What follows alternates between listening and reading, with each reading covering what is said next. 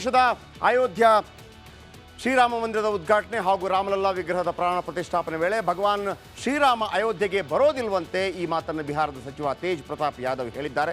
ತಮ್ಮ ಕನಸಿನಲ್ಲಿ ಬಂದಿದ್ದ ಭಗವಾನ್ ಶ್ರೀರಾಮ ತಾನು ಪ್ರಾಣ ಪ್ರತಿಷ್ಠಾಪನೆಯಲ್ಲಿ ಭಾಗಿಯಾಗೋದಿಲ್ಲ ಅಂತ ಹೇಳಿದ್ದರಂತೆ. ಕೇಳಿಸ್ಕೊಳ್ಳಿ ಅವರೇನು ಹೇಳಿದ್ರು.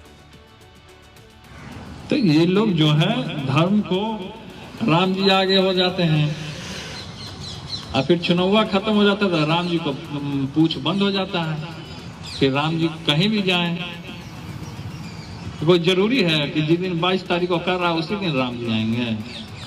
नहीं आएंगे उस दिन राम जी, हमको सपना दिए। 4 शंकराचार्य हैं, उनको भी सपना आया है, हमको भी सपना में आए हैं राम जी। हमको तो सपना में आके राम जी खुद बोले हैं ये सब ढोंग कर रहा, हम उस दिन आईबे नहीं करेंगे।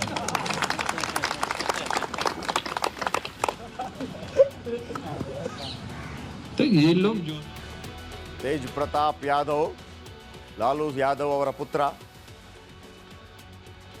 ಕನಸಿನಲ್ಲಿ ಬಂದು ರಾಮ ನಾನು ಅವತ್ತಿನ ಕಾರ್ಯಕ್ರಮಕ್ಕೆ ಬರೋದಿಲ್ಲ ಅಂತ ಹೇಳಿದ್ರಂತೆ. ಕನಸಲ್ಲಿ ಬಂದಿದ್ರಂತೆ. ಅಲ್ಲಿ ಇಷ್ಟು ವರ್ಷಗಳ ತನಕ ಅಲ್ಲಿ ಗುಡಿಸಲಲ್ಲಿದ್ದಾಗ ರಾಮ ಇವರಿಗೆ ಕನಸಲ್ಲಿ ಬರಲಿಲ್ಲ. ನಂಬರ್ 1.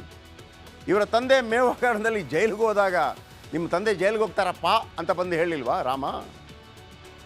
ಒಂದೊಂದು ಹೇಳಿಕೆಗಳು ಕೇವಲ ರಾಜಕೀಯ ಪ್ರೇರಿತ ಹೇಳಿಕೆಗಳು. ರಾಮ ಮಂದಿರ ಆಗೋದನ್ನು ತಡೆಯುವುದಕ್ಕೆ ಯಾರಿಗೆ ಸಾಧ್ಯ ಇದೆ? ಹಾಗಂತ ಯಾವುದೇ ಒಂದು ಧರ್ಮೀಯರಿಗೆ ನೋವುಂಟು ಮಾಡಿ ಯಾವತ್ತೂ ಕೂಡ ರಾಮ ಮಂದಿರ ನಿರ್ಮಾಣ ಆಗೋದಿಲ್ಲ. ಯಾಕೆಂತಂದರೆ ಅಲ್ಲಿ ಈ ಹಿಂದೆ ಅದರ ಮೇಲೆ ಅಟ್ಯಾಕ್ ಆಗಿದೆ.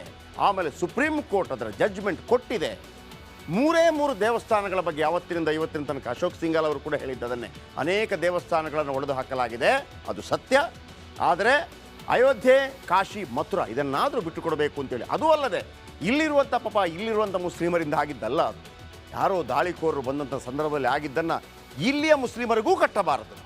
ಇಲ್ಲಿಯ ಮುಸ್ಲಿಮರು ಕೂಡ ಅದನ್ನು ಯಾವ ರೀತಿ ಕೊಡಬೇಕಿತ್ತು ಅಂತಂದರೆ, ಇದು ನಿಮ್ಮದಪ್ಪ, ಯಾವನೋ ಬಂದಲ್ಲಿ ಒಡೆದು ಹೋಗಿದ್ದಾನೆ, ಅವರೇ ಅದನ್ನು ಕೊಡಬೇಕಾಗಿತ್ತು. ಮಾತುಕತೆ ಮೂಲಕ ಅದು ಪರಿಹಾರ ಆಗಬೇಕಾಗಿತ್ತು. ರಾಜಕೀಯ